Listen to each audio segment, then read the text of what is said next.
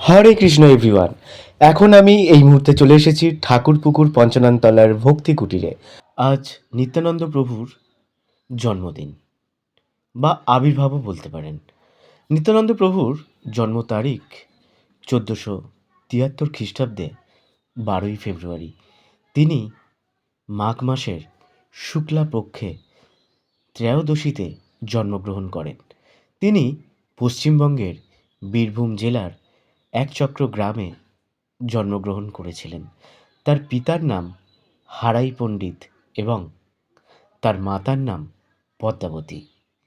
এই নিত্যানন্দ প্রভুর জন্মতিথিতে, এই আবির্ভাবে আমরা সবাই, মানে আমরা যারা সকলেই কৃষ্ণভক্ত বা কৃষ্ণভক্ত না হলেও যারা আমরা নিজের ধর্মকে ভালোবাসি, স্বাস্থ্যমতে এই দিনটাতে আমরা 12টা পর্যন্ত উপবাস রাখি।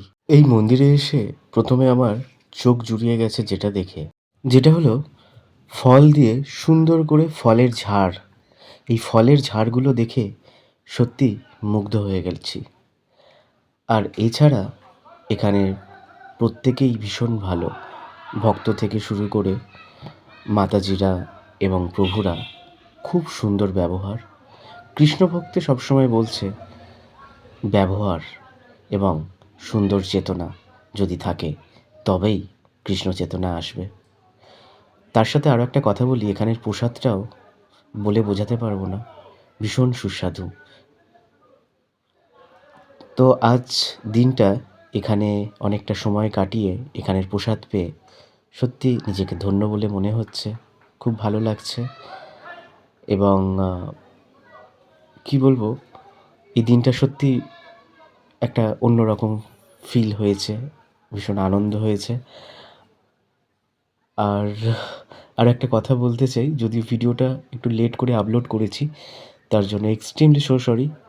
নিজের ভেবে ক্ষমা করে দেবেন। সবাই ভালো থাকবেন, অন্যদের ভালো রাখবেন। অনেক অনেক ভালোবাসা থাকলো।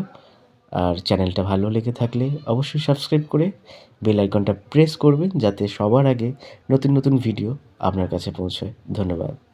হরে কৃষ্ণ।